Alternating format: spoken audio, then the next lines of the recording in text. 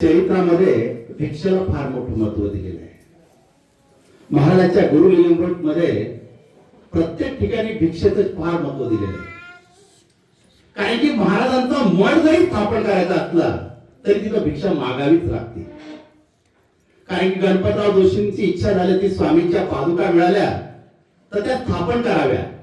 ते स्वामींकडे गेले. स्वामी महाराज कट्ट्यावर बसले होते विहिरीच्या. महाराजांकडे गेले, आज्ञा केली, महाराज तुमचा मठ स्थापन करावा अशी मनामध्ये इच्छा आहे. आमचा मठ स्थापन करतोस, तुझी इच्छा आहे, मग तू कर, आम्हाला का सांगतोस? जोडे घे आणि फिर तू गावावर तर मठ स्थापन होईल. म्हणून महाराजांनी पहिला आदेश हा गोपाळराव जोशींना दिला, गणपतराव जोशींना. आणि त्यावेळेस त्यांनी पूर्ण अक्कलकोट मध्ये भिक्षा मागितली आणि राजेराई मठ आहे त्या ठिकाणी पहिला महाराजांचा मठ स्थापन झाला. आजही अक्कलकोटला गेला तर तिथं स्वामींच्या उमटलेल्या पादुका मार्बलावर आहे. त्या महाराजांचे चरण कमल आज सुद्धा जशीच्या तसे ज्या पाषाणावर स्वामीने आपले पाय ठेवले तिथं महाराजांचे पावलं उमटले. आणि त्या चरण पादुका अक्कलकोटला आजही राजेराई मठामध्ये. कारण की भिक्षेमध्ये एवढं महत्व आहे. आज आपण जी भिक्षा देतोय, आपण जेव्हा दान देतोय त्याची परतफेड प्रत्येक जन्मात आपल्याला भेटत असते. या भिक्षेमध्ये दत्त संप्रदायामध्ये सांगितलेलं आहे, ज्यावेळेस श्रीपाद वल्लभांचा अवतार झाला ते सुद्धा दारोदारी भिक्षा मागत होते. आपण गुरुचरित्रामध्ये प्रत्येक अध्यायात बघतो की भिक्षाच मागत होते दत्त प्रभू नृसिंह सरस्वती. आता एक गरीब ब्राह्मण होता, दारिद्र्य खूप होतं त्याच्यात, सतत दत्तात्रयांची सेवा करत असते कायम, पण दुःख फार होतं. हे दुःख सांगावं कुणाला? एक दिवस कशी तरी भिक्षा मागायची आणि दिवसचा उदरनिर्वाह कसा तरी भागायचा असं त्या ब्राह्मणाचं काम होतं. मग याने स्वामींचं नाव ऐकलं आणि हा अक्कलकोटला गेला. अक्कलकोटला गेलेला असताना महाराजांचा दरबार भरलेला होता. असंख्य स्वामी भक्त स्वामी समोर बसलेले होते. त्यावेळेस प्रत्येक जण स्वामींचं नामस्मरण मुखामध्ये घेत होता आणि स्वामी महाराज प्रत्येकाला आशीर्वाद देत होते. आता स्वामींबद्दल आपल्या मनात कायम गैरसमज होतो की स्वामींची कडक सेवा आहे, स्वामींना असं लागतं, स्वामींना तसं लागतं, म्हणून कोणी कोणी स्वामींच्या सेवेपासून लांब जात असतं. पण दत्त संप्रदायामध्ये स्वामींचे कुठलेही नियम नव्हते. माझे स्वामी माझा ब्रह्मांड नायक साधा भोळा होता. महाराज कधी कुठे जाऊन बसायचे, त्यांनी कधी नियम पाळले नाही. महाराजांनी भक्तांनी जे दिलं ते पदरामध्ये पाडून घेतलं, तेच त्या भक्ताला परत दिलं. हे माझे स्वामी होते. महाराजांनी कोणत्या नियमाला जास्त महत्व दिलं नाही. मासिक धर्माला सुद्धा स्वामींनी महत्व नाही दिलेलं आहे. आणि आपण काय करतो, स्वामींच्या मंदिरात जाताना स्वतः स्वच्छ राहायला पाहिजे, मन मलिन राहिलं तरी चालेल, पण स्वामींना तसं चालत नाही. तुमचं मन स्वच्छ ठेवा. तुम्ही आंघोळ नाही केली तरी मंदिरात गेला तरी चालेल, ते स्वामी महाराज तुमचा नमस्कार स्वीकार करतील. तुम्ही जर अंगाला अत्तर मारलं, स्वच्छ गेलात आणि स्वामींपुढे अनेक पदार्थ ठेवले, पैसे दिले, स्वामी अशांच्या मागे नसतात. स्वामी ज्याच्या मनामध्ये भाव शुद्ध आहे त्याच्याच बरोबर स्वामी असतात. हा ब्राह्मणाला याचा भाव शुद्ध होता. हा स्वामी समोर गेला, स्वामींना नमस्कार केला. महाराजांना बघितल्या अंगाला कापड फुटला, हात थक कापू लागले, तोंडातली जीभ बडबड करू लागली. काय करावा, तोंडातले शब्द फुटत नव्हते. हा ब्राह्मणाकडून स्वामींना नमस्कार केला. स्वामींना बघितल्यावर त्याला असं जाणवलं की कोणत्या तरी ब्रह्मांड नायकाला, कोणत्या तरी साक्षात ब्रह्मांना भेटतोय, की मला त्यांचं दर्शन होतंय. कारण की स्वामींच्या चेहऱ्याचं वर्णन, स्वामींचं वर्णन करणं शब्दामध्ये शक्य नाही असा मला ब्रह्मांड नायक होता. ज्यावेळेस हजारो सूर्य एकत्र होतात त्याचं तेज निर्माण होतं, ते तेज माझ्या ब्रह्मांड नायकाच्या चेहऱ्यावर असायचं. स्वामींकडे बघणं हे साधी सुधी गोष्ट नसते. डोळे माणसाचे मिटून जात असते, पापण्या हळूहळू झाकल्या जात असे, स्वामींचा चेहरा सहन करत नसे. एवढा प्रकाश आपल्या चेहऱ्यावर पडत होता त्या ब्राह्मणाच्या. तो स्वामींना नमस्कार केला आणि त्यावेळेस माझा ब्रह्मांड नायक रागवला. स्वामींचे डोळे लाल तेज बुंद झाले आणि महाराज बोलले, या हरामखोराला कोणी माझ्या समोर आणलेला आताच्या आता या दरबारामधून बाहेर काढा. ब्राह्मण घाबरला. मला तर माझ्या आयुष्यामध्ये कोणतं पाप केलेलं आठवत नाही, आज मला स्वामी दर्शन देत नाहीये. स्वामी मला जवळ घेतली नाहीये. तो स्वामींजवळ येऊ लागला. स्वामी रागावले आणि जोरात परत आले, जोरात बोलू लागले, या हरामखोराला आत्ताच्या आत्ता काढा. आणि स्वामी तिथून उठले, आपल्या खांद्यावर आपलं उपरण टाकलं आणि पाऊल टाकत टाकत स्वामी तिथून निघून गेले. बाकीचे स्वामी फक्त बघू लागले आणि त्या ब्राह्मणाला बोलू लागले, तुम्ही का आलात? स्वामी रागावला. ब्राह्मण रडू लागला, माझं काय चुकलं? मी फक्त स्वामींना नमस्कार केला. माझ्या आयुष्यामध्ये मी असं कधी चुकीचं काम केलं नाही, मग माझ्यावर का स्वामी रागवत आहे? आणि त्या बाळप्पा महाराज त्या ब्राह्मणाजवळ गेले आणि सांगू लागले, ही स्वामींची लीला आहे, तू फक्त त्यांचं नामस्मरण घे. स्वामी काय लीला करतील हे कधीच काही सांगता येत नाही, फक्त त्यांच्यावर विश्वास ठेव. त्या ब्राह्मणाने नमस्कार केला, निघून गेला. रात्रभर विचार करत बसला, असं माझ्याकडून कोणतं पाप झालेलं आहे की स्वामी महाराज मला जवळ घेत नाहीये. परत दुसऱ्या दिवशी गेला, परत महाराजांनी त्याला हात लावून लावलं. तो जेव्हा जेव्हा स्वामींकडे गेला, स्वामींनी त्याला कधीच जवळ नाही केलं. पण एक दिवस तो स्वामींजवळ जात असताना स्वामी महाराज बाळप्पा महाराजांना बोलले, हा हरामखोर मला दिसला नाही पाहिजे, याला रात्रभर गोठ्यामध्ये झोपवा, याला आमच्या समोर आणू नका, हा गोठ्यामध्ये रात्रभर झोपला पाहिजे. बाळप्पा महाराज त्या ब्राह्मणाजवळ गेले आणि विनंती करू लागले, आज तुम्ही गोठ्यामध्ये झोपावा, ही स्वामींची लीला आहे. ब्राह्मणाला फार रडू आलं, सर्व आठवू लागलं, मी काय चुकलो, मी कोणत्या जन्माचं पाप फेडतोय की स्वामी महाराजांच्या चरणांना माझा स्पर्श सुद्धा होत नाही. तो ब्रह्मांड नायक माझ्याकडे बघत नाही, काय करावं? आणि त्या ब्राह्मणाला रात्र गोठ्यामध्ये झोपवलं. रात्री गोठ्यामध्ये झोपवलं असताना हा ब्राह्मण रात्रभर त्या झोपलेला असताना जे डास होते ते डास या ब्राह्मणाला चावू लागले. इतके चावू लागले जसे कोणी त्याच्यावर हल्ला करू राहिलं. पूर्ण अंग, त्याचं शरीर हे रक्ताने भंबाळ झालं, रक्त भंबाळ झालं त्या ठिकाणी. हा विचार करू लागला आणि त्यावेळेस तो स्वप्नामध्ये गेला आणि स्वप्नामध्ये त्याला आठवू लागलं की कोणीतरी त्याची हत्या करतोय, कोणी चाकू घेऊन येतंय, कोणी तलवारी उघडतंय. ब्राह्मणाला काहीच आठवू नाही लागलं. तो स्वप्नामध्ये जोरजोरात आरडू लागला आणि रडू लागला, स्वामींचं नाव घेऊ लागला. आणि सकाळ उजाडल्यावर त्याने डोळे उघडले, स्वप्नातला त्याला दृष्टांत आठवला आणि त्यावेळेस अंगाकडे पाहू लागला. पूर्ण त्याचं अंग, शरीर हे रक्त भंबाळ झालेलं होतं. त्यावेळेस शरीराकडे पाहून तो रडू लागला आणि त्यावेळेस बाळप्पा महाराज त्याच्याजवळ आले. ही काय अवस्था करून घेतली तुम्ही? त्यावेळेस तो ब्राह्मण रडू लागला आणि बाळप्पा महाराजांनी त्यांना स्नान करायला लावलं आणि ते स्वामींकडे घेऊन जात असताना स्वामी त्यावेळेस आपल्या वटवृक्षाच्या छायेमध्ये स्वामी महाराज बसलेले होते. स्वामी हसले, मंद हसले, आलास, माझ्या भेटीला आलास. ब्राह्मणाला आनंद झाला. तो इकडं तिकडं बघू लागला, स्वामी कोणाला बोलवत आहे? कारण की त्यावेळेस तो एका झाडाच्या मागे लपलेला होता. तो झाडाजवळ ज्यावेळेस स्वामींना पाहत होते, स्वामी महाराज बोलत होते की माझ्यासाठी आलास, ये समोर आहे. त्यावेळेस त्या ब्राह्मणाने आजूबाजूला पाहिलं, कोणी दिसत नाही. त्याला समजून चुकलं, स्वामी महाराज आपल्याला बोलवत आहे. मग हिंमत सुटवली आणि स्वामींसमोर गेला. स्वामी महाराज त्यावेळेस मीच हास्य करून त्याच्याकडे बोलू लागले, अरे आम्ही तुझीच वाट पाहत होतो. अनेक जन्म तुम्ही तपश्चर्या केली आम्हाला भेटण्यासाठी, आज तुला आम्ही आमच्या जवळ बोलून घेतलेलं. तो ब्राह्मण हळूहळू स्वामींजवळ येऊ लागला आणि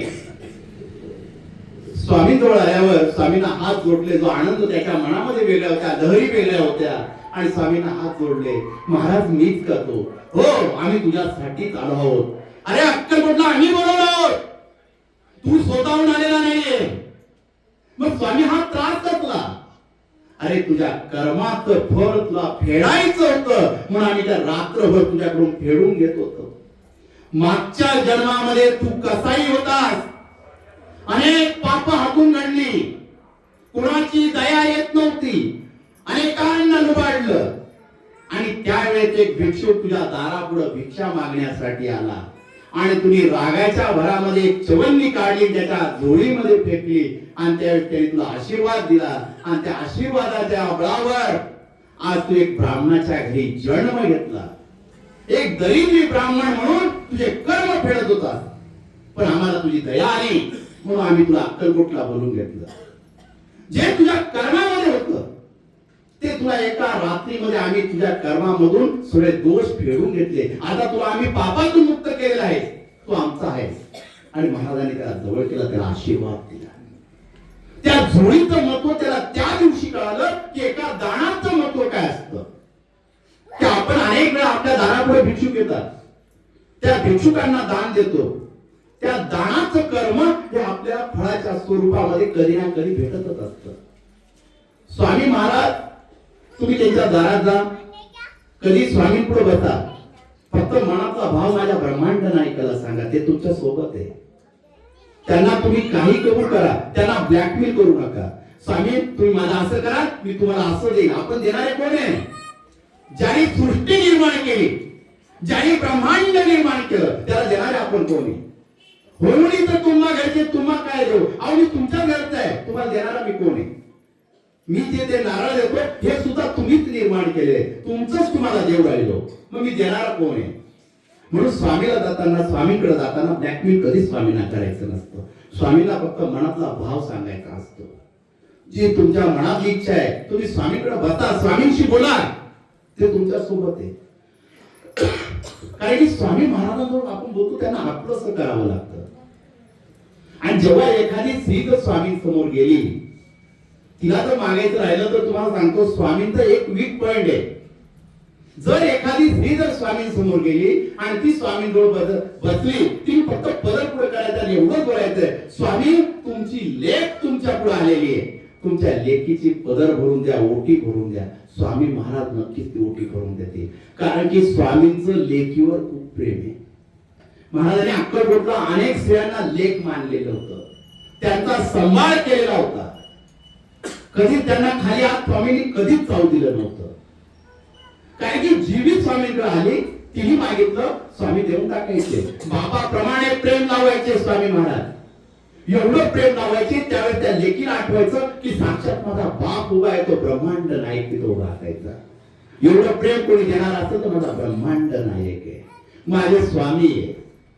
एक दिवस स्वामी महाराज निघाले होते आणि निघाले असताना एका रामचंद्र नावाच्या सेक्रेटरी घराजवळ गेले आणि बोलू लागले, रामचंद्र आम्हाला तुझ्याकडे जेवण करायचंय, स्वयंपाक केला तर बरोबर, भूक फार लागलेली आम्हाला. स्वामी महाराज एवढे शब्द बोलले आणि त्याच्या घरामध्ये गेले. रामचंद्र आपल्या पत्नीला आवाज देऊ लागले. पत्नीचं नाव होतं राधा. राधा, स्वामी आले. कोण? स्वामी आले. राधाबाईंनी डोक्यावर पदर घेतला, स्वामींना बघितला, आनंद झाला. हातामध्ये तांब्याभर पाणी घेतलं आणि तमान घेऊन स्वामींपुढे आले. स्वामीचे चरण ठेवले आणि स्वामीचे चरण धुतले. त्या ठिकाणी स्वामींची पूजा अर्चा केली, स्वामींना बसायला आसन दिलं. स्वामी महाराज आसनावर बसले. राधाबाई, आज तुझ्या हातचं जेवण करायचं आम्हाला, मस्त स्वयंपाक कर, आम्ही बसतो. महाराज भक्त बसले, त्यांची गप्पा स्वामींच्या चालू झाल्या. अनेक स्वामी भक्त येत होते, स्वामींचे दर्शन करत होते. आणि त्या दिवशी राधाबाईंनी स्वामींसाठी लाडू बनवले. राधाबाईंनी लाडू बनवले असताना स्वामींना नैवेद्य वाढला तर राधाबाईच्या मनामध्ये आला की हा पूर्ण लाडू वाढला आणि स्वामी पूर्ण खाऊन गेले तर मला प्रसाद म्हणून राहणार नाही. म्हणून तिने अर्धा लाडू तोडला आणि चुलीजवळ ठेवून दिला आणि अर्धा लाडू स्वामींना वाढला. स्वामी महाराज जेवायला बसले, पण स्वामी घासच घेत नाही. रामचंद्र आले, स्वामीला विनंती करू लागले, स्वामी जेवणाला सुरुवात करावी. महाराज एक शब्द बोलत नव्हते. परत रामचंद्रांनी विनंती केली. त्यावेळेस राधाबाई आल्या आणि डोक्यात पदर असा झाकलेला होता. स्वामींना विनंती केली, हात जोडले, महाराज जेवणाला सुरुवात करावं, काही चुकलं का? महाराजांनी वर मान केली. राधा, बापाला अर्धा लाडू देते, अर्धा लाडू चुलीजवळ ठेवते, आम्हाला पुरा लाडू नाही देत. राधाबाईला उशाळ्यासारखं झालं, त्या पटकन चुलीजवळ गेल्या, अर्धा लाडू स्वामी जवळ आणला आणि स्वामींनी त्याच्यातला थोडा प्रसाद म्हणून घेतला आणि राधाबाईला सांगितलं, तू माझी लेक आहे, मी तुझी इच्छा पूर्ण करण्यासाठी आलो, हा लाडू तुला घे, पुढच्या दिवशी ना आमचा नातू आम्हाला दाखव, तुला पुत्र प्राप्ती होईल. ती राधाबाईच्या मनामधली इच्छा होती आपल्याला पुत्र व्हावा आणि ती स्वामीने तिच्या घरी जाऊन ती इच्छा पूर्ण केली. राधाबाईच्या मनामध्ये जो विचार आला स्वामींचा प्रसाद पाहिजे, तिच्या मनामध्ये भाव होता, म्हणून तिने अर्धा लाडू बाजूला ठेवला होता. आणि त्यावेळेस स्वामी महाराजांनी माझ्या ब्रह्मांड नायकाने एक बाप म्हणून तिला लाडू परत दिला. हे स्वामी हे आपल्या मनातलं सर्व ओळखत असतात. आपल्या मनाची चरबीचर ओळखत असतात ही शक्ती आहे. आणि आपण स्वामींना देणारे कोण? आपण घरातले किती करोडपती असो, पण स्वामींना एक विनम्र म्हणून सेवेकरी त्यांच्या दारापुढे गेलं पाहिजे. स्वामी महाराज काय दर्शवतात? स्वामींच्या हातामध्ये कौस्तुभ मणी तुम्ही बघितला असतात. त्यावेळेस आपण म्हणतो स्वामींच्या हातामध्ये गोटीचा फोटो आहे. त्याच्यामध्ये वारंवार असे म्हटलं जातं का गोटीचा फोटो ठेवू नये, पण तो गोटीच्या फोटोमध्ये जेवढी शक्ती तेवढी कशातच नाहीये. त्या गोटी म्हणजे काय? तो कौस्तुभ मणी आहे. माझे स्वामी दर्शवतात, मला ब्रह्मांड नाही दर्शवतो. अरे तुला कसला अहंकार आहे? तुला अहंकार कसला आहे? जे ब्रह्मांड जिने निर्माण केलेले ते ब्रह्मांड माझ्या हातात आहे. तो कौतुक मणी म्हणजे एक ब्रह्मांड आहे. मी क्षणोक्षणी माझ्या हाताने फिरवतोय. तुला अभिमान कसला आहे? म्हणून स्वामींच्या हातामध्ये जी गोटी आहे त्याला कौतुक मणी म्हणतात, त्याला ब्रह्मांड म्हटलं जातं आणि आपण त्याला गोटी म्हणत असतो. त्याच्यासारखी शक्ती कशातच नाहीये. म्हणून मठामध्ये सुरगाण्याच्या मठामध्ये स्वामींची जी मूर्ती आहे त्याच्यामध्ये सुद्धा दर्शवलेलं आहे स्वामींच्या हातामध्ये तो कौस्तुभ मणी. तुम्ही कधी पहा जिथं जिथं कौस्तुभ मणी स्वामींच्या हातामध्ये दिसत ते फोटोची प्रतिमा आणि त्याच्यातली ऊर्जा फार तुम्हाला वेगळी वाटेल. एवढी शक्ती त्या कौस्तुभ मणी असलेल्या फोटोमध्ये. कधी गेला दर्शन करा, तुमची इच्छा लवकर पूर्ण होईल एवढी शक्ती त्या फोटोमध्ये. कारण की स्वामी महाराज अक्कलकोटला कायम दर्शवत असते. हा कौतुक मणी माझ्या हातात आहे, हा ब्रह्मांड माझ्या हातात आहे. स्वामीने अक्कलकोटला आल्यावर कधीच कुणाला कमी केलेले नाही. झोळी भक्ताला त्याची झोळ भरून दिलेली. महाराज अक्कलकोटला आलेच होते भक्तांसाठी. मी देण्यासाठी आलेलो आहे, मी घेण्यासाठी आलेलो नाहीये. म्हणून स्वामी महाराजांनी ज्यावेळेस अवतार समाप्ती केली आपल्या पादुका दिल्या. पादुका का दिल्या? ज्यावेळेस मी अवतार समाप्ती करेल माझा भक्त एकटा पडेल त्यावेळेस माझ्या भक्तांना माझी आठवण येईल. आणि त्यावेळेस माझे स्वामी म्हणतात हम गया नाही हम जिंदा आहे. हे माझे स्वामी महाराज जाता जाता बोलून गेले. मी गेलेलो नाही, मी जिवंत आहे. या पादुकाच्या स्वरूपामध्ये मी जिवंत आहे. म्हणून महाराजांच्या पादुका या भक्तांसाठी देऊन गेलेले आहे. म्हणून आज आपण दत्त संप्रदायामध्ये कुठे गेलो तर दत्त महाराजांच्या पादुका दिसतात. दत्त संप्रदायामध्ये मूर्तीचं दर्शन आपल्याला फार वेळाने भेटतं, पण सर्वात जास्त सांगितलं जातं निर्मळ पादुका, मूळ पादुका, प्रासादिक पादुका, स्पर्श पादुका, आशीर्वाद पादुका. हे पादुकांचे अनेक प्रकार आहेत. प्रत्येक पादुकांमध्ये महत्व वेगळं सांगितलं गेलेलं आहे. आणि त्याच पादुकाचा एक प्रकार सुरगाणा मठाला भेटलेला आहे. सुरगाणा मठ 1999 मध्ये महाराजांची स्थापना झाली, मठाची स्थापना झाली. आणि 2023 मध्ये महाराजांच्या पादुका सुरगाणा मठाला लाभल्या. सुरगाणा मठासाठी दृष्टांत झाला आणि अक्कलकोटून सोळप्पा महाराजांच्या वंशांनी त्यांच्या घरून स्वामींच्या पादुका, प्रासादिक पादुका सुरगाणा मठाला लाभल्या. आणि त्या दिवसापासून सुरगाणा मठाचं नाव श्री स्वामी समर्थ दिव्य मठ होतं. तिथून नाव झालं प्रति अक्कलकोट. आता प्रति अक्कलकोट म्हणजे काय?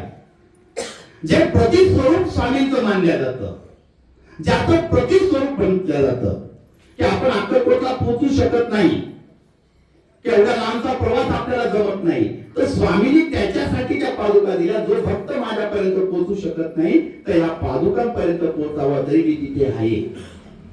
कारण की महाराजांनी जाता जाता खूप शब्द सांगितलेले, ते मी सांगायला गेलो तिथं फार वेळ कमी पडेल. महाराज पादुकांच्या स्वरूपामध्ये प्रत्येक ठिकाणी वावरत आहे, प्रत्येक ठिकाणी स्वामी आहे. म्हणून तिला प्रति अक्कलकोट हे स्वरूप प्राप्त झालं. आणि महाराजांच्या आशीर्वादामुळे त्या मठामध्ये प्रत्येक भक्ताच्या इच्छा पूर्ण होऊ लागल्या. मठामध्ये सांगितलं जातं की प्रत्येक भक्ताने यावं, पादुकांजवळ बसावं, आपलं मन समाधान होईपर्यंत स्वामींचं दर्शन करावं. की प्रत्येकाला वाटतं मी भगवंताच्या द्वारी गेल्यावर मला धक्काबुक्की नको, मला कोणी बाजूला केलं नाही पाहिजे, मला माझ्या स्वामींना मन भरून बघितलं पाहिजे. म्हणून त्या मठामध्ये किती गर्दी असो प्रत्येकाला मन सोक्त दर्शन दिलं जातं. दर गुरुवारी मठामध्ये महाआरती असते. महाआरती झाल्यावर प्रत्येक महिलाची ओटी भरल्या जाते. मठामध्ये जी ओटी भरल्या जाते, जे महाराजांच्या चरण पादुका आहे, ज्या प्रासादिक पादुका आहे, त्याच्या खाली जे चरण फुलं असतात, चरण कमलांचे फुलं, ते फुलं प्रत्येक महिलाच्या ओटीमध्ये भरल्या जातात. आणि त्या फुलांची एवढी शक्ती आहे, जे फुलं तुम्ही घरी आणल्यावर तुम्ही त्याचा अनुभव घ्या की त्या फुलाने अनेकांचे आजार दूर झाले, अनेकांच्या इच्छा पूर्ण झाल्या. कोणी तर माझ्या घरात बाधा आहे, त्याच्या घरामध्ये ते फुलं ठेवा, कोणती बाधा तुमच्या घरापर्यंत येणार नाही. ज्यांचे लग्न जमत नव्हते त्यांचे लग्न जमले. आणि नंतर मठामध्ये प्रत्येक भक्ताच्या डोक्यावर दर गुरुवारी पादुका ठेवल्या जातात. पादुका ठेवल्या का जातात? प्रत्येक भक्ताला वाटलं पाहिजे मी स्वामींच्या चरणी आलेलोय, मी स्वामींकडे लीन झालेलो आहे, तर मला स्वामींच्या दाराला कुठला तरी आशीर्वाद पाहिजे. म्हणून त्या पादुका जेव्हा डोक्यावर ठेवल्या जातात, तुमच्या डोक्यावर तो ओझं कमी केला जातं. साक्षात स्वामींचा आशीर्वाद तुमच्या डोक्यावर ठेवला जातो. महाराष्ट्रामध्ये तुम्ही कुठे कुठं कोटी भरल्या जात नाही, पादुका डोक्यावर ठेवल्या जात नाही. आपल्या मठामध्ये दर गुरुवारी प्रत्येकाच्या डोक्यावर पादुका ठेवल्या जातात, आशीर्वाद दिला जातो. आणि जो मठ बनवलेला आहे तो महिलांसाठी एक माहेर म्हणून मठ बनवलेला आहे. कोणी तुम्ही कोणत्याही स्वामी भक्ताला विचारा, त्या मठामध्ये आल्यावर तिला तिचं माहेरच आठवतं का मी माझ्या माहेरी आलेली. कारण की एवढी शक्ती त्या मठामध्ये. आणि ज्या चरण पादुका मिळाल्या म्हणून त्याच्याबद्दल मठामध्ये 1.25 लाख शिवलिंगाचा संकल्प सुरू झाला की जिथून पादुका मिळाल्या तिथून आपण 1.25 लाख शिवलिंग मठामध्ये पार्थिव शिवलिंग बनवतो. दरवर्षी डिसेंबर महिन्यामध्ये शेवटचा रविवार असतो, त्या रविवारी शेवटच्या हप्त्यामध्ये आपण 1.25 लाख शिवलिंग बनवत असतो मठामध्ये. हा फार मोठा कार्यक्रम असतो. 1,25,000 पार्थिव शिवलिंग मठामध्ये केल्या जातात. आता हे शिवलिंग का? कारण की हे पार्थिव शिवलिंग तुम्ही बघितले असेल श्रावणामध्ये महिनाभरात बनवतात, काही ठिकाणी 11 दिवसात बनवतात. पण महाराष्ट्रामध्ये एकमेव ठिकाण असं आहे का तिथे एका दिवसात 1,25,000 शिवलिंग बनवल्या जातात. आता शिवलिंग बनवण्याचं काम का? पार्थिव शिवलिंग का बनवल्या जातात? आता आपण म्हणतो माझे ग्रहमान खराब आहे, मला 7.5 लागलेली आहे, आमचे नक्षत्र खराब आहे, आमच्या कुंडलीमध्ये दोष आहे. म्हणजे प्रत्येक जण काही ना काही डोक्यामध्ये विचार घेऊन नये. ह्या जगामध्ये सुखी कोणीच नाही. ज्याच्याकडे पैसा आहे त्याला घरातलं सुख नाही, ज्याला घरातलं सुख आहे त्याला पैशाचं सुख नाही, त्याला दोन्ही सुख आहे त्याला आजाराने त्याला वंचित केलेलं आहे. म्हणजे कुठल्याही कुठं माणूस अडकलेला आहे. तर अशा वेळेस आपण पुढे मुक्त व्हावं, डॉक्टरकडे जावं, सगळे रिपोर्ट नॉर्मल येतात, पण काय करावं सुचत नाही. तर अशा वेळेस पार्थिव शिवलिंग करावे. पार्थिव शिवलिंग ज्यावेळेस आपण हातामध्ये बनवत असतो, काय आपण 1.25 लाख शिवलिंग गणगोळी सारखे बनवतो, त्याला एक तांदूळाचा दाणा करतो आणि 12 ज्योतिर्लिंग करून त्या 12 शिवलिंग करून त्याची पूजा करत असतो 1,25,000ची. तर ते शिवलिंग बनवत असताना आपण हातामध्ये जेव्हा शिवलिंग बनवतो तर आपला स्पर्श हा पृथ्वी मातेशी होत असतो, भूमातेशी होत असतो. आणि जेव्हा माती आपल्या हातामध्ये घेतो, शिवलिंगाला स्वयंभू म्हटल्या गेलेलं आहे. तर जे शिवलिंग आपण बनवतो त्यावेळेस आपला स्पर्श होतो आणि हाताच्या हस्तरेषा असतात. या हस्तरेषाने ते शिवलिंग बनवल्या जातं. आणि ज्यावेळेस तुम्ही बनवतात आणि त्यावेळेस तुमच्या हस्तरेषा किती दोष असो आपाप ते दोष नष्ट होत चालतात ते शिवलिंग बनवत असताना. कारण की त्यावेळेस तुमच्या मनामध्ये भाव असतो की मी शिवलिंग बनवतोय, पार्थिव शिवलिंग हा भाव इथून निघत असतो. आणि त्यावेळेस तुमच्या मुखामध्ये ओम नमः शिवाय हे नामस्मरण पंचाक्षरी मंत्र हा मनामध्ये रुजत असतो. म्हणून ज्यावेळेस आपण शिवलिंग बनवतो तो पंचाक्षरी मंत्र आपोआप मनातून निघतो, आपण शिवलिंगाची स्थापना करत असतो. आपल्याकडून 500-1000 जरी शिवलिंग झाले तरी आपल्याला 1,25,000 शिवलिंगाचं पुण्य प्राप्त होतं त्या दिवशी. म्हणून हा शिवलिंगाचा कार्यक्रम, पार्थिव शिवलिंगाचा कार्यक्रम येत्या 28 तारखेला म्हणजे उद्या 8 दिवसाला आहे मठामध्ये. सकाळी 8 वाजता संकल्प सोडला जाईल मठामध्ये की ज्यांच्या इच्छा आहे त्या इच्छांसाठी सकाळी संकल्प सोडला जाईल. त्यानंतर कौस्तुरी आणल्या जाते, जी माती आणल्या जाते ती माती नुसती घेऊन हे करावे लागत नाही. त्या मातीमध्ये प्रयोग असतो. गाईचं गोमित्र, महादेवाला भांग लागत असते ती भांग टाकल्या जाते, धोत्र्याच्या फुलांचा अर्क टाकल्या जातो, बेलाचा अर्क टाकल्या जातो.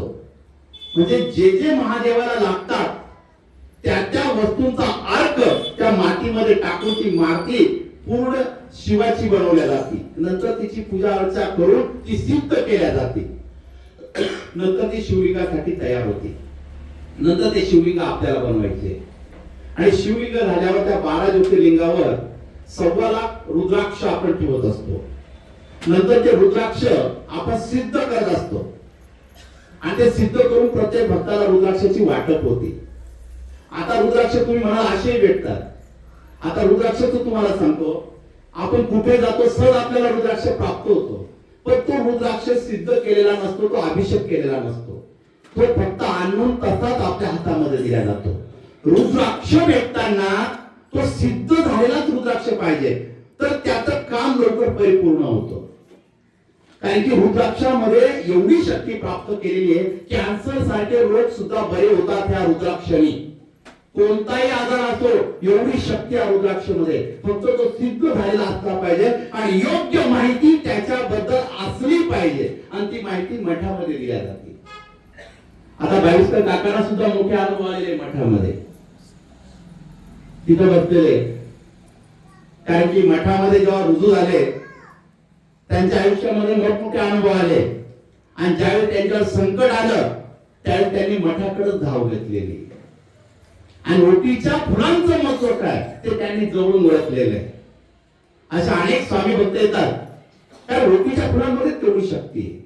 आणि जे नवसाचं नारळ मठामध्ये पावतो तुम्ही ऐकलं असाल. आता मठामध्ये जे नारळ ठेवलं जातं त्या नारळावर आपली अडचण बांधावी लागते. म्हणजे आपण जेव्हा मठामध्ये नारळ घेऊन बसतो स्वामींसमोर, स्वामींच्या पादुकांसमोर, तर आपल्या मनामध्ये काय इच्छा आहे त्या नारळावर सांगायच्या असतात. आणि त्या पूर्ण सांगितल्यावर शेवटचा आपण दोरा बांधतो. दोरा का बांधतो की स्वामी महाराज माझ्या पूर्ण अडचणी या नारळावर सांगितलेल्या आहे, म्हणून की हा दोरा बांधतो. या अडचणी पूर्ण नारळावर बांधल्या गेलेल्या आहे, आणि ते नारळ तिथं व्हावं लागतं. आता परत मनामध्ये काहींच्या इच्छा आहे ते नारळाचं करता काय, तर दर गुरुवारी मठामध्ये यज्ञ होतो, आणि त्या यज्ञामध्ये नवसाच्या नारळाची आहुती दिल्या जाते. म्हणजे तुमचं जे नारळ आहे ते स्वामींपर्यंत यज्ञाद्वारे पाठवल्या जातं. कारण की नारळ ही आस्था आहे. नारळावर जो आपण बोलतो, आपली आस्था बोलतो, त्या नारळ ते ऐकतं, त्याच्यामध्ये पाणी असतं, आणि ते नारळ जेव्हा आपण देवाला देतो त्याच्यामध्ये आपला भाव असतो. आणि जर ते बाजारामध्ये जर विकल्या गेलं आणि जर एखाद्याला भेटलं तर त्याचा त्रास तो त्याला होतो. आपण कधी कधी होतो, मी नारळ खाल्लं पण मला त्रास झाला. कारण की जे देवाजवळ नारळ दिल्या जातं त्याच्यावर प्रत्येक जण काही ना काही इच्छा बोलूनच ते नारळ ठेवतो तिथं. म्हणून नारळ जे आपण यज्ञामध्ये त्याची आहुती देतो. आपण नारळ कुठे बाजारामध्ये विकत नाही. आता नारळ का जेव्हा प्रत्येक मनात शंका आहे एखाद्यांच्या, आपण पाहतो जगामध्ये अनेक प्रकारची लोक असतात, प्रत्येकाच्या शंका आणि शंका येतच असतात. काय नारळ ठेवून करता काय? जसं आपण एखाद्या ऑफिस मध्ये गेलो, आपलं एखादं काम राहिलं तर आपण काय करतो, एक अर्ज लिहितो त्या साहेबाला. त्या अर्जामध्ये माहिती देतो, मला अशी अशी अडचण आहे, आमच्या घरात असे असे प्रॉब्लेम येत आहे. नंतर तो अर्ज देतो. तो साहेब काय करतो, एखाद्या अर्ज पाहतो आणि बाजूला फेकतो, आणि दुसरा अर्ज आपण देतो. असे 3-1 वेळेस अर्ज देतो, आणि तेव्हा एखादा अर्ज आपला मंजूर होतो. तसंच हा स्वामींना एक अर्ज आहे नारळाचा, आणि ते नारळावर अर्ज देतोय आपण स्वामींना, काही माझी इच्छा आहे म्हणून ती नारळाद्वारे आपली पूर्ण होते. आता असंख्य स्वामी भक्तांचे कामं झालेले. आता ओटीमध्ये आम्हाला असे अनुभव येतात की ज्या स्त्रियांना 7-7 वर्षापासून दिवस नव्हते, त्यांना मुलं बाळ नव्हते, त्यांना ओटीच्या फुलेने काहींना 15 दिवसात दिवस राहिले. हा अनुभव त्या मठामधला आहे. तुम्ही आल्यावर अनेक स्त्रिया तुम्हाला तशा भेटतील, अनेकांचे अनुभव दिसतील. ही शक्ती त्या मठामध्ये, ही ऊर्जा शक्ती तिथं तयार झालेली. आणि ही ऊर्जा शक्ती का अशी अचानक नाही झाली, त्याच्यासाठी स्वामींनी डबल तप केलेलं आहे. कारण की 24 वर्ष सेवा केली, त्या 25व्या वर्षी त्या मठामध्ये स्वतः स्वामी सर्वांची कामं करायला लागले. ही शक्ती त्या मठामध्ये प्राप्त झालेली आहे. तर सांगायचं एकच तात्पर्य की आज जी भिक्षा मागितली, या भिक्षेमध्ये जे धान्य आलं ते मठामध्ये जे अन्नदान केलं जातं, त्या अन्नदानामध्ये त्या हजारो लोकांना अन्नदान दिल्या जाईल. त्याच्यामध्ये तुमचा सहभाग त्या अन्नदानामध्ये असतात का? त्या अन्नदानामध्ये तुम्हाला कुठं तरी पुण्य प्राप्त होईल की ह्या अन्नदानामध्ये माझा कुठला तरी सहभाग आहे. ह्या दाना आपण जेव्हा तांदूळाचं जरी अर्धा किलो दिलं, 1 किलो दिलं, पण त्या ठिकाणी 2 क्विंटलचा जरी तांदूळाचा भात आपण तयार केला, पण ते अर्धा किलो तांदूळाचे दाणे सर्वांमध्ये मिक्स होत असतात. म्हणून आपला एक दाना प्रत्येकापर्यंत पोहोचत असतो. त्याला म्हणतात अन्नदान केल्याचं पुण्य. म्हणून आपल्या घरून जे धान्य दिलेले प्रत्येकापर्यंत पोहोचवले जाते. म्हणून आम्ही मठामधला जो संकल्प आहे की प्रत्येक घरी जाऊन भिक्षा मागायची, त्याच्यावर मठ चालवायचा. आम्ही दरवर्षी भिक्षा मागत असतो. पण काकांचं त्यांनी मागच्या हप्त्यामध्ये पेटची भिक्षा झाली, त्यांनी बघितलं आणि आग्रह केला, नाही तर आजची आमच्याकडे तारीखच शिल्लक नव्हती. म्हणून एक दर हप्त्याच्या तारखा इतक्या, आणि आजची कळवणची तारीख होती.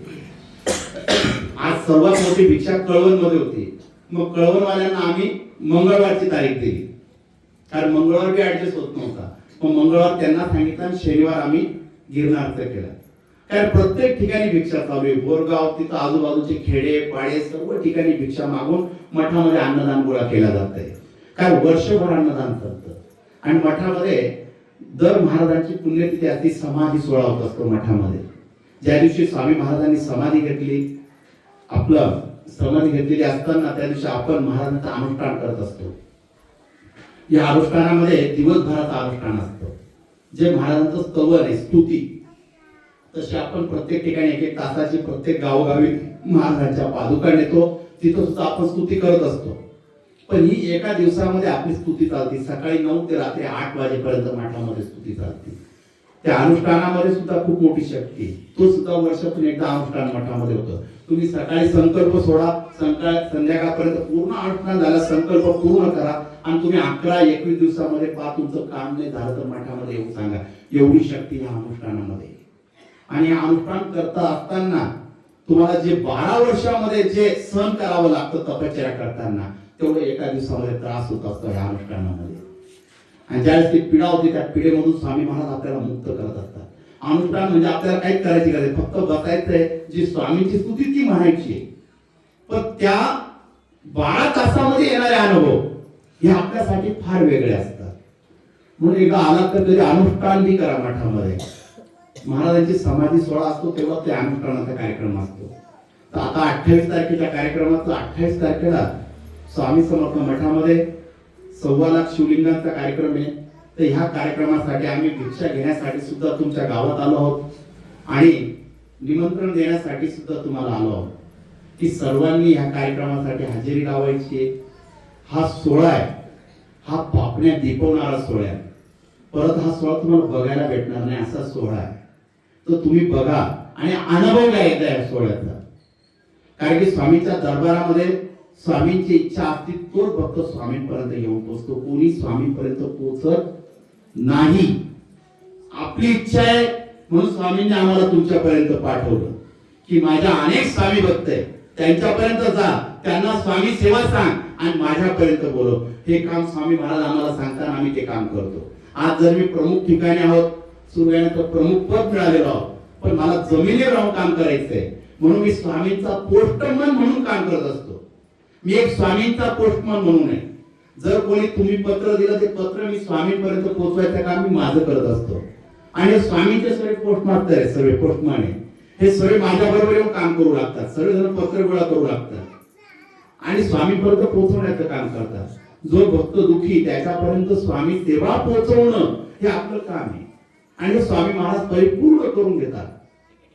आज गिरणाऱ्या गावामध्ये खरंच एक भाग्य समजतो. मी सकाळी येताच बोललो, ज्या दिवशी इंस्टावर एक क्लिप आली गिरणाऱ्या गावात भिक्षा चोरी, म्हटलं जे साक्षात दत्त प्रभूंचं गिरणार आहे ते नाव आज व्हिडिओवर स्वामींच्या लागलेलं आहे. स्वामींचं आवडतं कोणतं आहे तर गिरणार, आणि त्यात गिरणाऱ्या गावात आम्ही आलो असं आम्ही समजतो की दत्त महाराजांची जोडी त्या गिरणाऱ्या गावामध्ये आम्ही घ्यायला आलेलो आहे. म्हणजे दत्त प्रभूंचीच कृपा असं की त्या गावामध्ये आम्हाला स्थान मिळालं भिक्षा मागायचं. त्या गिरणापर्यंत तर नाही पोहोचलो, पण ह्या गिरणारापर्यंत तर पोहोचलो. आणि ह्या गावामध्ये एक तुम्हाला सांगतो, खरं तुम्ही भाग्यवान आहात. तुमच्या गावामध्ये ज्या मंदिरात गेलो तिथली ऊर्जाच वेगळी आणि प्रत्येक मंदिर सुंदर आहे की असं वाटत नाही याच्यापेक्षा हे मंदिर चांगलं. प्रत्येक मंदिरामध्ये जावं तर याच्यापेक्षा काय चांगलं सांगा. सगळ्या मंदिरांमध्ये ऊर्जाच वेगळी. आता हे जरी पुरातन मंदिर आहे पण इथं बसल्याची ऊर्जा येते ती वेगळीच आहे. आता ऊर्जा येते कसं, ज्यावेळेस आम्हाला बोलायला भाग पडतं आणि आम्ही जास्त बोलून जातो, समजून घेता आमच्या अंगात जास्त ऊर्जा शिरून गेलेली. कारण ती भगवंताची ऊर्जा असते. त्या भगवंताच्या मूर्तीमधून जी ऊर्जा निघते ती ऊर्जा खरी त्या मंदिरामध्ये. कारण की राम मंदिरात गेलो तिथं सुद्धा खूप ऊर्जा आहे. मारुती मंदिरात गेलो त्याच्यापेक्षा जास्त ऊर्जा दिसली. दत्त मंदिर छोट आहे पण दत्त मंदिरामध्ये गेल्यावर ती मूर्ती बोलकी आहे. आता शनी मंदिरामध्ये गेलो तिथं अनुभव सांगतो. माझ्याबरोबर स्वामी भक्त होते. शनी मंदिरात गेल्यावर तिथं शनिदेव महाराजांना तेल टाकत होतो. तेल टाकल्यावर शनिदेव महाराजांच्या डोक्यावरचं फूल पडलं आणि त्यांनी आशीर्वाद म्हणून स्वरूप आपल्या जोडीमध्ये दिला. हा अनुभव मला म्हणजे ही शक्ती आहे, बाकी ठिकाणी जाणवत नाही, ही काही काही ठिकाणी जाणवते. आज मला तुमच्या गावामध्ये जाणवते. म्हणजे जी ऊर्जा आहे नावाप्रमाणे गिरणार आहे, खरं गिरणारी आहे. म्हणून ह्या दत्त प्रभूंच्या गावामध्ये आज आलो, झोळी मागितली, खरं तुम्ही प्रतिसाद दिला आणि स्वामी महाराजांची झोळी भरभरून दिली. त्याबद्दल मी स्वामी समर्थ मठ सुरगाणा, प्रति अक्कलकोट सुरगाणा यांच्यातर्फे सर्वांचे महाराजांचा आशीर्वाद देऊन अभिवादन करतो. सद्गुरु श्री स्वामी समर्थ महाराज की जय.